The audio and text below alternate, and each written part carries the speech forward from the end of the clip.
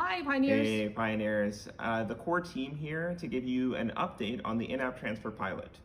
Over the last 3 months, a group of around 300 pioneers have been participating in our pilot for in-app transfer. The purpose of the in-app transfer pilot is to help us bootstrap Pi's peer-to-peer economy.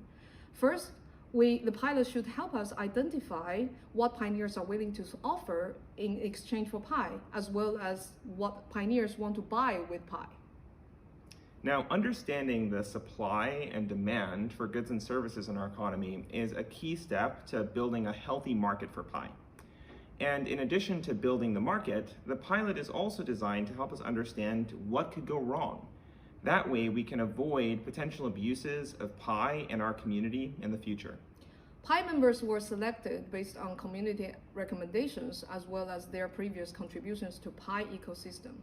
To prevent Pi mined by bots and bad actors from transferring to real pioneers, we require members of the pilot to perform identity verification, also known as the KYC. Additionally, the terms of the pilot forbade any transactions that involved fiat currency, such as selling Pi for dollars. Now, as expected, the pilot has shown both very promising and some challenging signs. On the promising side of things, there have been transactions that show that pioneers have a lot of very interesting goods and services to offer for Pi. So for one example, there's a pioneer in our community who's a beekeeper, and he sold this collection of honey to another pioneer for 18 Pi, including shipping.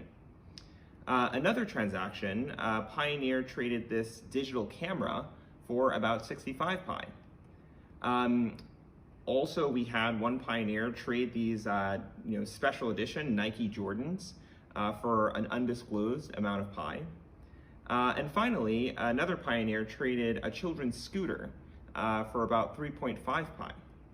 So there are many more transactions that are lacking images, such as Pi for children's diapers, for oil, batteries, and automotive parts. These were only a few of the transactions that were conducted as part of the pilot. However, there were also many abuses of the in-app transfer. Although all fiat transactions were expressly prohibited by the terms of service, we received many reports of pioneers attempting to sell the currency or take advantage of other people. For example, some accounts made thousands of small transfers of Pi just within a couple days. And these transactions don't seem to be linked to any types of real goods and services and are indicative of an attempted sale. One other example of a sale of Pi is this example here, which shows folks trying to sell Pi being distributed on a schedule. We even received reports of people claiming that they were partially fundraising for charitable causes while in essence selling Pi. And there's no verification that the portion of the funds intended for donation were actually delivered to those causes. All of these reports ultimately fuel additional bad behavior when organizations and institutions can then claim that they have Pi to sell, such as in these unauthorized offerings of Pi. As you can see in this example, there's a apparent trade between Pi Network and USDT. And in this second example, there's some kind of group buying scheme of Pi, right, with a 20% discount, all of which are completely unauthorized sales. Yeah, this type of behavior provide no help in establishing a healthy Pi ecosystem or building a foundation for Pi's economy. Instead, they endanger the existing and future pioneers with potential losses of money and the project as a whole by tarnishing our reputation. In conclusion, we have learned two major lessons from in-app transfer pilot so far. First, enabling people to transfer Pi should be paired with healthy ways to spend the currency and drive demand for Pi.